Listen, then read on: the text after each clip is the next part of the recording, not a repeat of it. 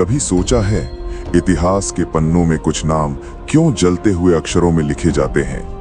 कुछ लोग राजा होते हैं, कुछ वीर होते हैं और कुछ सिर्फ लुटेरे होते हैं जिनका मकसद राज करना नहीं, सिर्फ बर्बाद करना होता है। ऐसा ही एक नाम था महमूद गजनी। सन 1000 ईस्वी। भारत उस समय सोने की चिड़िया कहलाता था। मंदिरों की दीवारों पर सोना चमकता था, राजाओं के खजाने भरे पड़े थे, शहर अमीर थे। लेकिन एक कमजोरी थी, हम बटे हुए थे। छोटे छोटे राज्य, आपस में लड़ते राजा, और इसी कमजोरी को हजारों मील दूर बैठा एक दरिंदा देख रहा था। गजनी का सुल्तान महमूद, जिसकी आंखों में सिर्फ लालच था, जिसके लिए इंसान की जान की कोई कीमत नहीं थी, जिसे सिर्फ सोना चाहिए था, खून की नदियां बहाकर भी।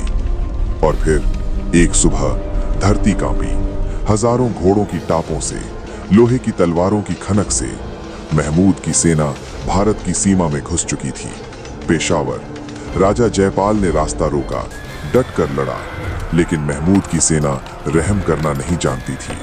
तलवारें सिर अलग कर रही थीं, घोड़े लाशों को कुचलते आगे बढ़ रहे थे, चीखें आसमान तक जा रही थीं। कुछ ही घंटों में पूरा मैदान लाशों से पट गया।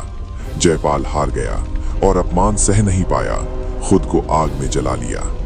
और उसी दिन भारत का पहला दरवाजा टूट गया।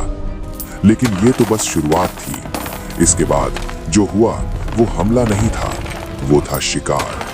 महमूद हर साल आता, नई सेना लेकर, नई भूख लेकर।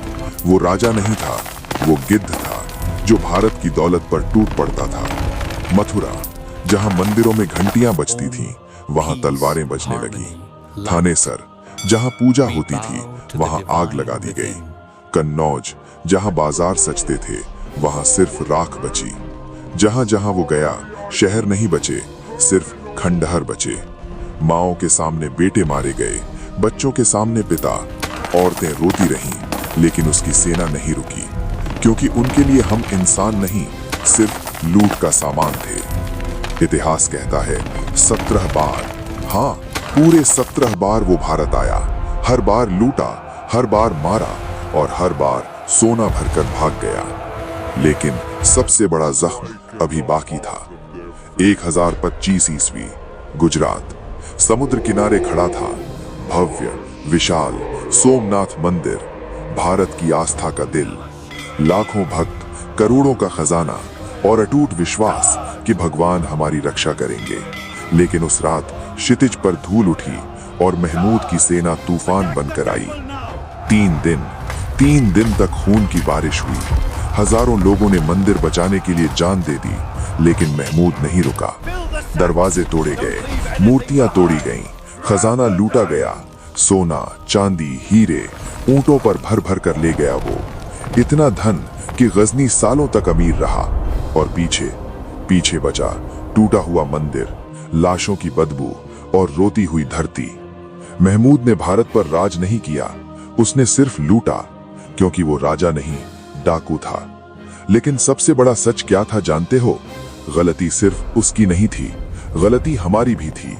अगर हम एक होते, अगर राजा आपस में न लड़ते, तो शायद कोई गजनी कभी भारत की तरफ देखने की हिम्मत भी न करता।